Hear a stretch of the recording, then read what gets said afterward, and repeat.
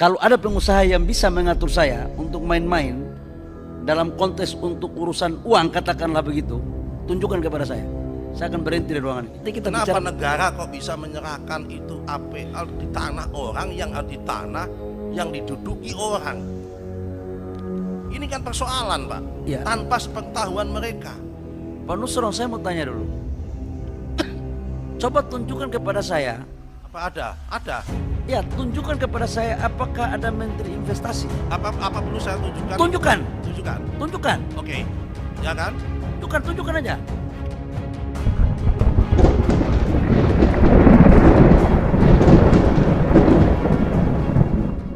Assalamualaikum warahmatullahi wabarakatuh. Iwan Filah.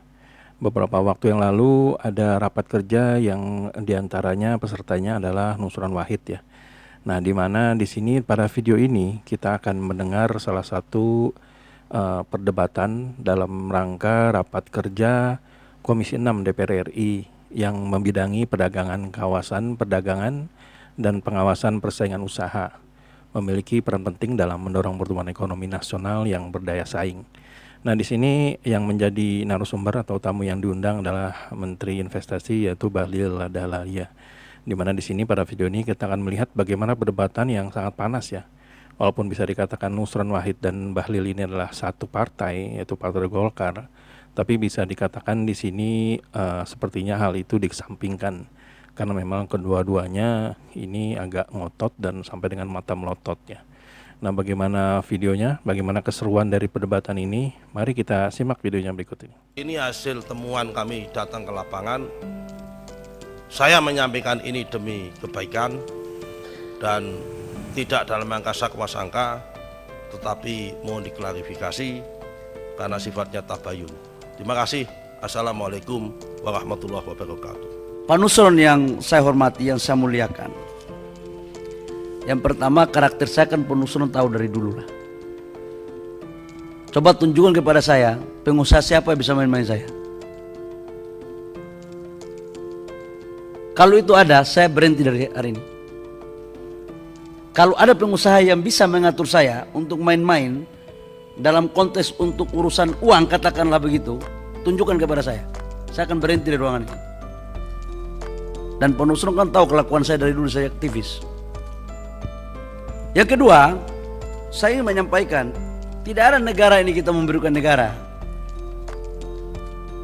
Satu hal Pak Nusron, 17.000 lebih hektar itu, 10.000 lebih itu hutan lindung.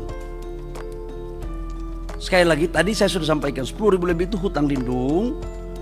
Yang kedua adalah 7.000 lebih, 7.500 itu HPK, Hutan Konservasi, yang harus statusnya diturunkan menjadi APL. Ini prosesnya udah hampir selesai. 570 APL, SK-nya itu SK Menteri ATR nomor 51 dan 45 tahun 2023. Pak, sebentar Pak. Pertanyaan saya Pak. 5 mulai. hektar SKAPL tahun 2023. Sebelum tahun 2023 sudah ada manusia tinggal di sini Pak dalam APL. Nanti kita Kenapa bicara. negara kok bisa menyerahkan itu APL di tanah orang yang di tanah yang diduduki orang? Ini kan persoalan Pak. Ya. Tanpa sepengetahuan mereka. Pimpinan Padahal itu boleh, tanahnya tanah nenek moyang mereka Pak. pimpinan boleh saya lanjutkan dulu. Silakan. Habis ini baru kita masuk ke detailnya.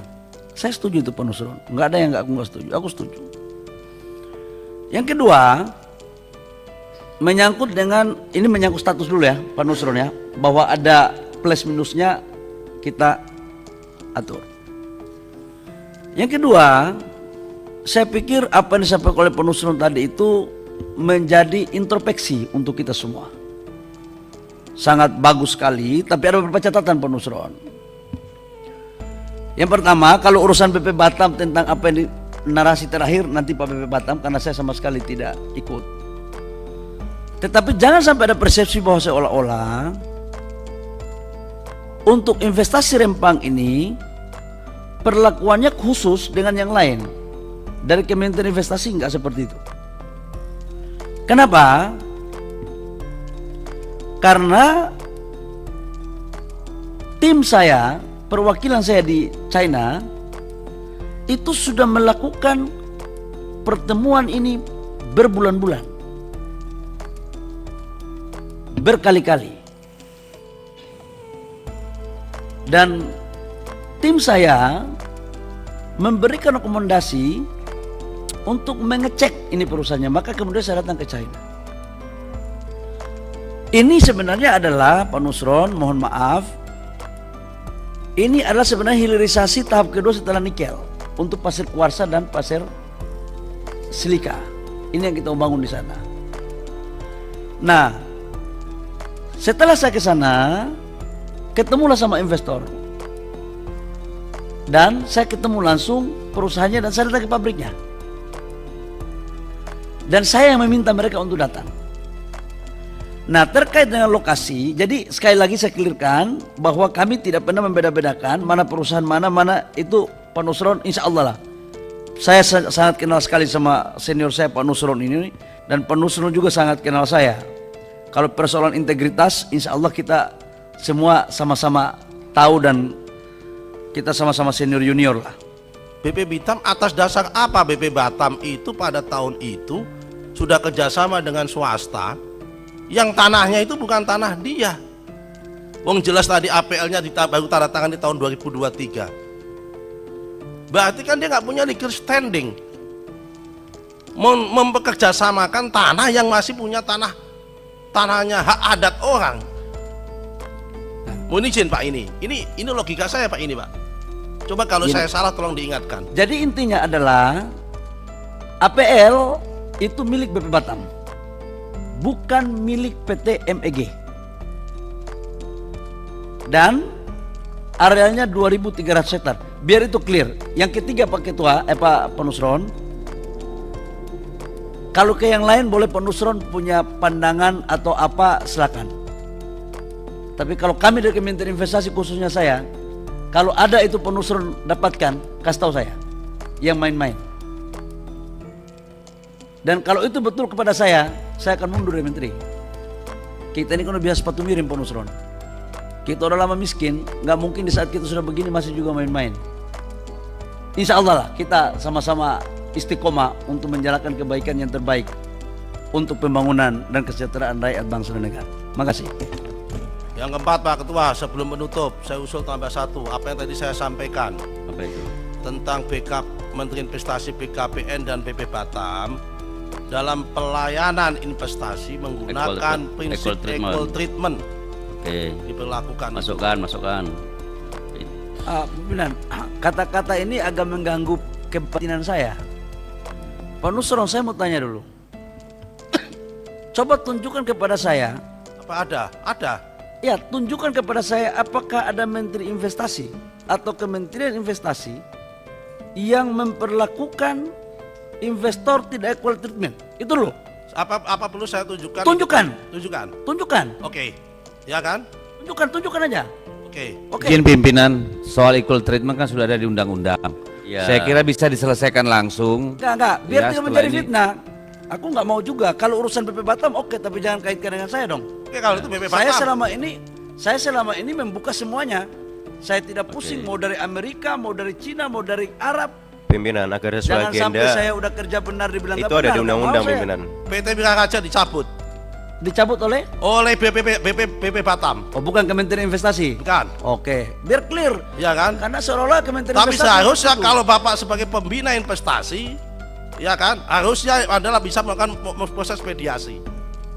Nggak, apa itu perusahaan? Saya belum Padahal tahu. sudah ada tenan yang masuk di situ, Coba cek. ya kan? Ya, terus apa lagi? Yang Ya, kedua. makanya ini tolong saya nggak usah sebut satu-satu karena tadi Oke. udah sepakat. Oke. Yang penting ini tolong dimasukkan bahwa dalam pelaksanaannya tetap menggunakan proses equal treatment. Setuju. Belum tadi saya sebut satu-satu yang lain nanti, masih banyak lagi yang saya temukan ini. Ya nanti panjang sampai subuh nggak selesai. Kan. Intinya saya minta dalam kesimpulan ini bahwa dalam pelaksanaan implementasi pelayanan investasi baik BP itu harus mengedepankan dan tentang prinsip equal treatment di dalamnya. Ya, itulah tadi perdebatan yang cukup panas ya antara Menteri Investasi Bahlil Lahadalia dan Nusron Wahid yang pada saat kejadian ini dia adalah anggota DPR di Komisi 6 melalui Partai Golkar. Nah, di sini yang menariknya adalah yang dipermasalahkan adalah tentang kasus Rempang ya yang terjadi sekitar bulan September tahun 2023 di mana di situ terjadi sempat ada bentrokan ya di kasus Rempang ini, yaitu permasalahan tanah adat Pulau Rempang. Itu sudah di mana terjadi bentrokan antara aparat dengan warga di Pulau Rempang atau di Kota Batam. Nah, jadi bisa dikatakan Nusron Wahid ini memang sejak beberapa hari ini menjadi perhatian publik karena setelah dia menjadi menteri bisa dikatakan berapi-apinya itu dalam bicara masih tetap ya, seperti yang terjadi kemarin di kasus pagar laut yang ada di Tangerang, di mana dia juga sempat diundang ke dalam rapat kerja DPR.